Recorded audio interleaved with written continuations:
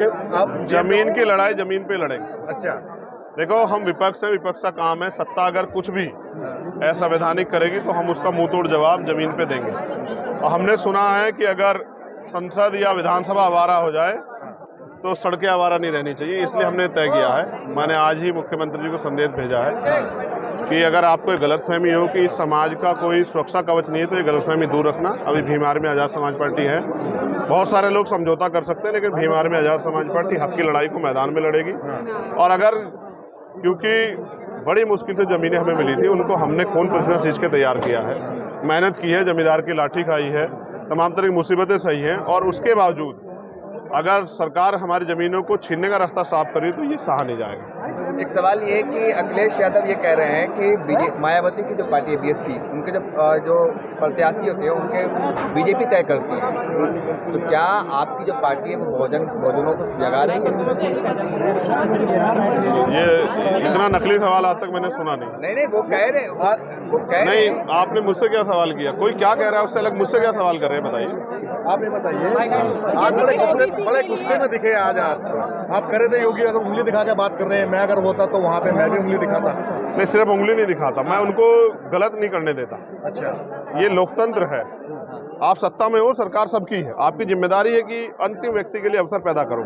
अवसर पैदा करने की बजाय आप दलित पिछड़ों का हक छीन रहे हो। 69 शिक्षक भर्ती में क्या किया उन्होंने? 20,000 पद खा गए हैं वो लोग। करना ये चाहिए था कि उस शिक्षा मंत्री को 420 मुकदमा लिखकर जेल भेजना चाहिए था, लेकिन उन्होंने किया क्या कि उन बच्चों को मरने के लिए छोड़ दिया। तो अगर वो अन्याय करते तो उस अन्याय को मैं वहां जवाब देता। जैसे कि पंचायत इलेक्शन वो जिस तरह से डराने धमकाने काम करते हैं, ये भाषा शैली एक संत के लिए भी और एक जनप्रतिनिधि के लिए भी अच्छी नहीं। रामनवमी मनाने जा रही है सरकार, सरकारी पैसे से। मैंने कहा ना, सरकार पूरी कोशिश कर रही है किस तरह से धार्मिक उन्माद पैदा हो और उस उन्माद के जरिए वो सत्ता पे बैठे। मैं समझता हूँ वो तो हिंदू धर्म के लोगों को भी कमजोर साबित कर रही है कि उनको सरकारी मुआवजे की जरूरत है, सरकारी पैसे की जरूरत है ये अपने धार्मिक आयोजन करने के लिए। ये एक षड्यंत्र है पूरा सा, और इस षड्यंत्र को हमने आज यहाँ बेनकाब किया है अपने कार्यकर्ताओं के जरिए। कार्यकर्ता जमीन पे जाके बेनकाब करेंगे कि जानबूझ के वो मंदिरों को राजनीतिक मंच बनाने का काम कर रही है। उन्होंने कहा कि वो आएंगे, हमारे जनप्रतिनिधि आएंगे, वहां मुख्य अतिथि होंगे। आप ये सोचो, मंदिर से धर्म का काम होता है, मस्जिद से धर्म काम होता है, अगर वहां जनप्रतिनिधि आके अपनी पार्टी के प्रति स्पीच करेंगे तो इससे क्या उस मंदिर में एक ही पार्टी के लोग जाते? और महिलाओं को, स्पेशली महिलाओं को टारगेट किया जा रहा है। उन महिलाओं की सुरक्षा मुख्यमंत्री क्यों नहीं कर पा रहे हैं? मैं तो तब ये मानता कि मुख्यमंत्री उत्तर प्रदेश में, वो कहते हैं जीरो टॉलरेंस नीति है, तो इतना जो अन्याय हो रहा है हाथरस में क्यों नहीं न्याय दिला पाए मुख्यमंत्री? क्यों इतनी कमजोर पैरवी की? सीबीआई की रिपोर्ट, क्लोजर रिपोर्ट के बाद वो ऑफेंस कैसे गायब हो गए? तो सब देख रहा है उत्तर प्रदेश, सब देख रहा है देश, किस तरह से महंगाई, बेरोजगारी, भ्रष्टाचार बढ़ रहा है, किस तरह से एससी, एसटी, ओबीसी, माइनॉरिटी कर्मचारियों को तंग किया जा रहा है, किस तरह से यहाँ इन वर्गों के साथ अन्याय हो रहा है, इनकी जमीन, इनके साधन किस तरह छीने जा रही है, ये जनता देख रही है। और समय आने पे हमारे लोग इसका जवाब देंगे। बताओ। आप अशोक गहलोत कि हाथरस पे इतना बड़ा हंगामा हुआ, लेकिन एंड ऑफ द डे क्या होता है कि जितने भी आरोपी होते हैं वो रिहा हो जाते हैं। तो हम एक आप लोग मूवमेंट तो बनाते हैं, लेकिन जब न्याय प्रक्रिया में आता है तो वो इंसाफ नहीं मिलता। तो आप लोग इस पे क्या करेंगे? देखो, न्यायपालिका में उनका वर्चस्व है, पहले दिन से ही सरकार उस मामले में न्याय ना मिले इसके लिए लगी हुई। आप सबने देखा किस तरह पुलिस का, एडमिनिस्ट्रेशन का दुरुपयोग हुआ। सरकार ने जो वादे किए थे वो भी पूरे नहीं किए। सरकार को पहले से कैसे पता था कि फैसला उनके पक्ष में आएगा? ये सब चीजें जो है ना सत्ता के संरक्षण में हुई है, उसके खिलाफ भी हम लोग अप्रैल में, हमारी दिल्ली की टीम ने तय किया कि एक बड़ा प्रोटेस्ट हम लोग दिल्ली में करेंगे। दूसरा, हम लोग हाईकोर्ट में भी उसको जो है ना उस मामले को लेकर जाए। हमारे नेता हिमांशु वाल्मीकि जी गए थे, परिवार से मिले, मैंने भी बात की, मैंने उनको आश्वस्त किया कि अगर यहाँ से न्याय नहीं मिलेगा तो हम हाईकोर्ट, सुप्रीम कोर्ट में जाएंगे। लेकिन ये भी समझना पड़ेगा कि सत्ता के संरक्षण से इस तरह से न्याय को प्रभावित करने वाले दलों को भी याद रखना पड़ेगा कि सत्ता बदलती है और ये मामले कोर्ट के हैं। लॉयर्स को अपनी बात रखनी होती है, सब चीजें होती है, लेकिन फिर जब न्याय के ऊपर सत्ता पर हावी हो जाए तो इस तरह के फैसले आने स्वाभाविक। हमारा काम था उस मामले को लड़े, और हमने लड़ा और मजबूर किया कि सरकार ने सीबीआई जांच कराई। सर, आपसे पिछले अधिवेशन में आपने कहा था, बहुत अच्छी बात कही थी कि हम स्कूल खोलेंगे शिक्षा को लेकर। तो अब मैं पूछना चाहती हूँ कि आप लोगों ने उसमें क्या किया है?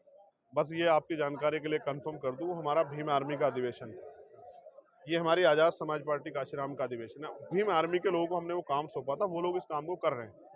आज हमने यहीं पे हमारे छत्तीसगढ़ से एक पाठशाला चलाने वाले साथी आए हैं, राजीव सोनी, हमने उनको सम्मानित भी किया क्योंकि वो मेरे इस बात को कहने के बावजूद अपनी कमाई का 60% पैसा बच्चों की शिक्षा में लगाते हैं।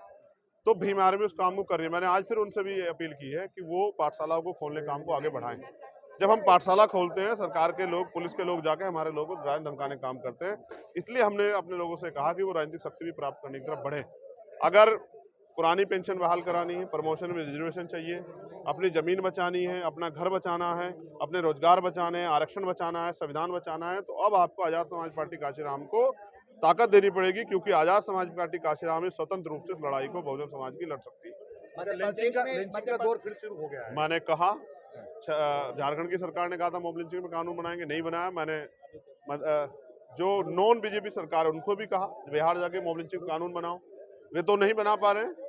ये इसलिए हो रहा है क्योंकि अगर सख्त कानून बनकर इसको इम्प्लीमेंट किया जाए तो शायद इसके नाम पे जो राजनीतिक एजेंडा होता है वो कामयाब नहीं होगा। इस नाम पे जो एक धर्म विशेष के लोगों को लोग डर गए हैं, सारा विपक्ष खामोश रहता है नासिर और जुनैद की हत्या पे। नहीं, सारे को नहीं कह सकते सर आप एक अपवाद भी कह के अगर आप सब कहोगे तो भी चलेगा। हमने पूरे हरियाणा में प्रोटेस्ट कराया, पूरे राजस्थान में प्रोटेस्ट कराया, पूरे उत्तर प्रदेश में प्रोटेस्ट कराया और पूरे उत्तराखंड में, तब जाके मुख्यमंत्री जागे। लेकिन मैं आपसे ये भी कहना चाहता हूँ कि मीडिया के लोगों को भी ध्यान रखना चाहिए कि वहाँ सरकार किनकी है। अगर उनकी सरकार में भी मुसलमानों की इस तरह खाल खींची जाएगी तो उनको भी जवाब देना चाहिए कि वो सरकारें किनका काम कर रही है। उससे भी ज्यादा अत्याचार दलितों पे वहां होता है। आज ही के दिन जितेंद्र मेघवाल की मूछें रखने पे हत्या हुई थी उसी राजस्थान पे, और मैं जब वहां गया तो मुझे अरेस्ट किया गया था एयरपोर्ट पे। मैं जब एक और जो है एक बच्चे ने पानी पीने पे जिसकी हत्या की गई, जब मैं उसके घर मिलने गया तो मुझे 4 बार अरेस्ट किया गया। वहां की सरकारों को भी देखना चाहिए कि दिल्ली में रोने से कुछ नहीं होगा कि भाई संविधान का हनन हो रहा है। आपकी सरकार है, आप भी हनन कर रहे हो, तो दलितों को, ये पिछड़ों को, आदिवासियों को, मुसलमानों को, सिखों को, जैनों को, सब जगह अन्याय सहना पड़ रहा है। तो उनको अपनी लड़ाई लड़ने के लिए अपने दलों को मजबूत करना चाहिए। उनको बैसाखियों का सहारा छोड़ना पड़ेगा, किराए के मकान छोड़ने पड़ेंगे, आजाद समाज पार्टी कांशीराम के साथ जुड़े, उसको ताकत दे और खुद ताकतवर हो। अभी आपने मंच से मीडिया के बारे में कहा कि जो मीडिया है जिसको जरूरत है वो नहीं दे पा रहे, तो मीडिया के लिए हर बीजेपी का जो कार्यकर्ता है, हर घर में 2-2 कार्यकर्ता, अखबार, टीवी, इससे कैसे लड़ाई लड़ेंगे आप? अब सबसे बड़ा कैडर अगर बीजेपी के बाद किसी के पास है तो वो हमारे पास है। और सबसे बड़ा संगठन जो बीजेपी से भी बड़ा है, आरएसएस, वो भीम आर्मी हमारे पास है। तो हमने ही सरकार में अभी इस देश के अंदर विपक्ष को जिंदा रखा है, वरना लोग अपनी पार्टी से आगे कहीं नहीं बढ़ पाते। और हम सिर्फ देश हित में खड़े हैं। हम अपने देश की रक्षा करेंगे, अपने देश के संविधान की रक्षा करेंगे और जो देश में वंचित तबका उसके अधिकारों की रक्षा करेंगे, उनको नए अवसर देंगे। ये हमारी जिम्मेदारी है, हम इसको कर रहे हैं।